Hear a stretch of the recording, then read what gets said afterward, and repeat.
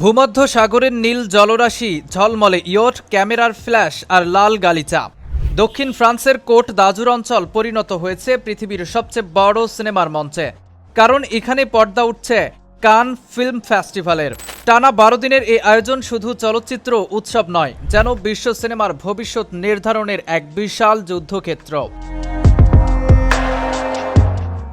এবারের আসরে বিচারকের আসনে বসছেন দক্ষিণ কোরিয়ার কিংবদন্তি নির্মাতা পার্ক চান উক, আর সম্মানসূচক পামদার পেয়েছেন পিটার জ্যাকসন ও Barbara স্ট্রেইনস্যান্ড।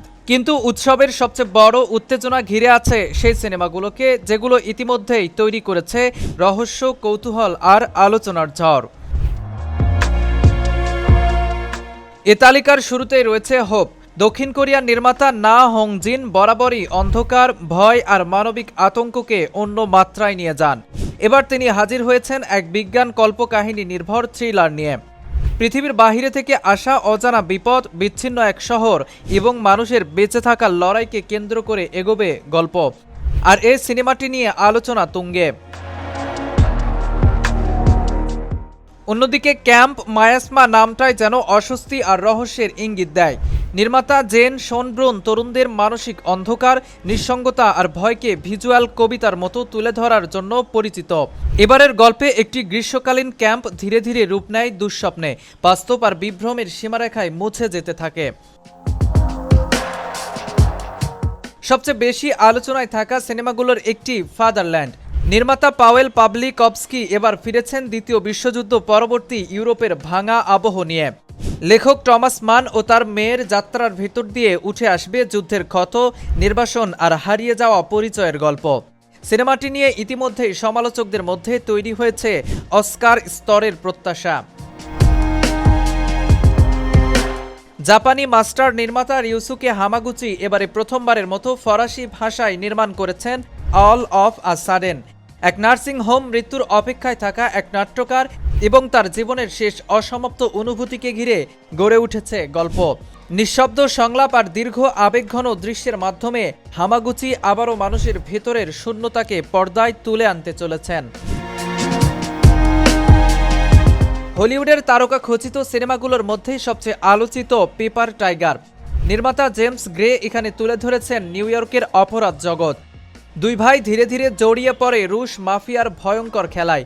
Adam driver, Miles Taylor ও স্কারলেট জোহানসন এর অভিনয় ইতিমধ্যেই সিনেমা প্রেমীদের উত্তেজনা বাড়িয়ে দিয়েছে। রোমানিয়ান পরিচালক ক্রিস্টিয়ান মঙ্গিউর নিয়ে এসেছেন ফিয়োর্ড।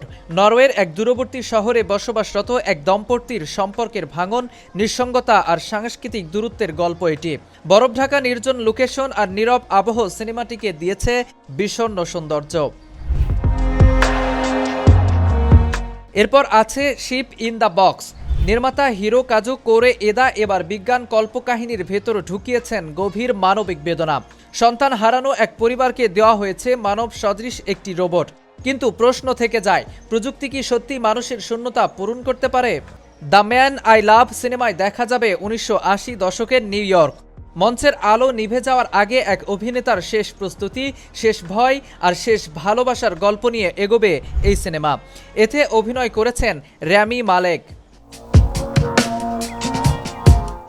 সঙ্গীত প্রেমীদের নজর থাকবে John Lennon the last interview তথ্যচিত্রের দিকে। নির্মাতা স্টিভেন সোডারবার্গ এখানে তুলে ধরেছেন জন লেনন এর জীবনের শেষ সাক্ষাৎকারের অজানা দিকগুলো, যেন ইতিহাসের এক হারিয়ে যাওয়া মুহূর্তকে নতুন করে জীবন্ত করা হয়েছে। দ্য আননোন সিনেমায় এক ফটোগ্রাফারের জীবন ধীরে ধীরে বদলে যায় এক রহস্যময় ঘটনার পর। অবশেষে রয়েছে বিটার ক্রিসমাস। স্প্যানিশ কিংবদন্তি পেদ্রো আলমোদোভার এবার তৈরি করেছেন শোক, বার্ধক্য এবং সিনেমা নির্মাণের আবেগঘন গল্প। এটি শুধু একটি চলচ্চিত্র নয়, যেন জীবনের শেষ প্রান্তে দাঁড়িয়ে নিজের স্মৃতির সঙ্গে কথোপকথন। শেষ পর্যন্ত কোন সিনেমা পাবে কানের মর্যাদাপূর্ণ পুরস্কার সেটি সময় বলবে। তবে যে সিনেমাটি কানে সম্মানিত হবে, সেই সিনেমাগুলো হয়তো আগামী 1 বছর ধরে বিশ্ব সিনেমার আলোচনার কেন্দ্র হয়ে থাকবে।